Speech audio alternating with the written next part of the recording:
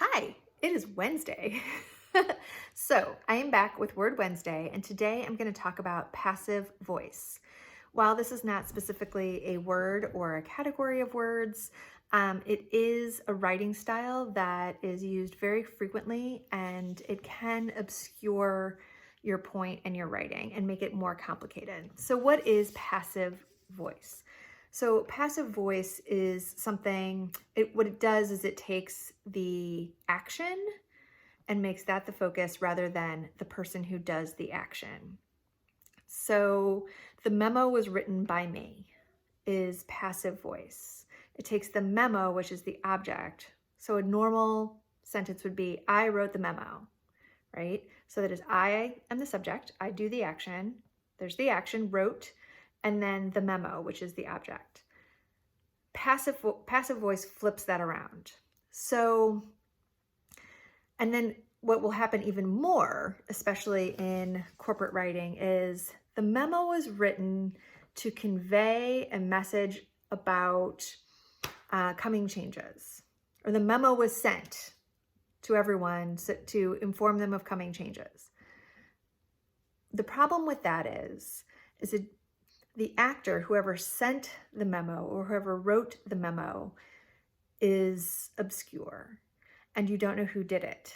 And sometimes who performs an action is a big part of it. Was the memo from the CEO, or was the memo from someone much further down the food chain who might not have full information? Like, is it just going to one department, or is it going to everybody in the company, etc.?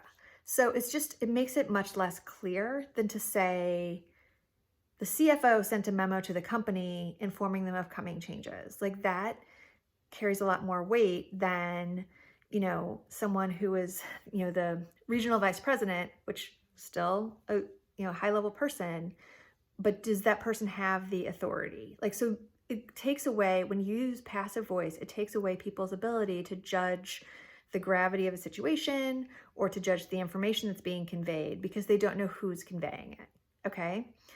Let's use a couple other examples. One that's very common, especially in politics, but also in corporate America, is mistakes were made. Okay. That leaves the question is, who made the mistakes? What are the consequences of those mistakes being made, right? Like, if I made the mistake, I need to own that. That is a way to bring about trust and confidence in people. Everyone makes mistakes. If you own the mistake, and you understand it and say, in the future, I am going to take XYZ actions to make sure it doesn't happen again. I apologize, I made a mistake. It goes a lot further than saying, mistakes were made and we're going to fix it.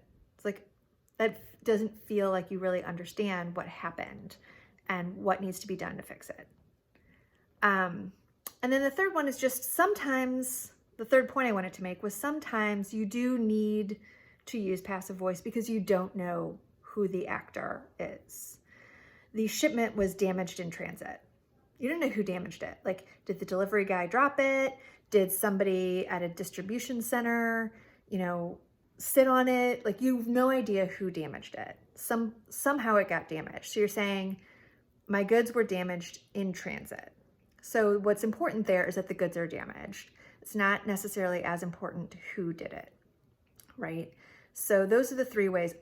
Like, but similarly, if you say, my dresser was scraped up, my dresser was scratched by the movers when they were bringing it into the house, that is a convoluted sentence rather than saying the movers scratched my dresser as they brought it into the house. So that's the difference between a situation where you do want to use passive voice, the shipment was, or the goods were damaged in shipment, or you want to use active voice, the movers scratched my dresser. Okay, so passive voice just generally makes a statement weaker and a little bit more confusing and harder to decipher, and also can lead to a damage to trust. If you say who did something and why, or just who did something, that then leads the reader or the listener to trust you more and to understand better the full context of what they're hearing.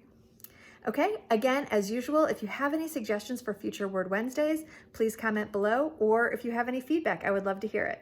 Thank you so much. Have a great week. Stay well.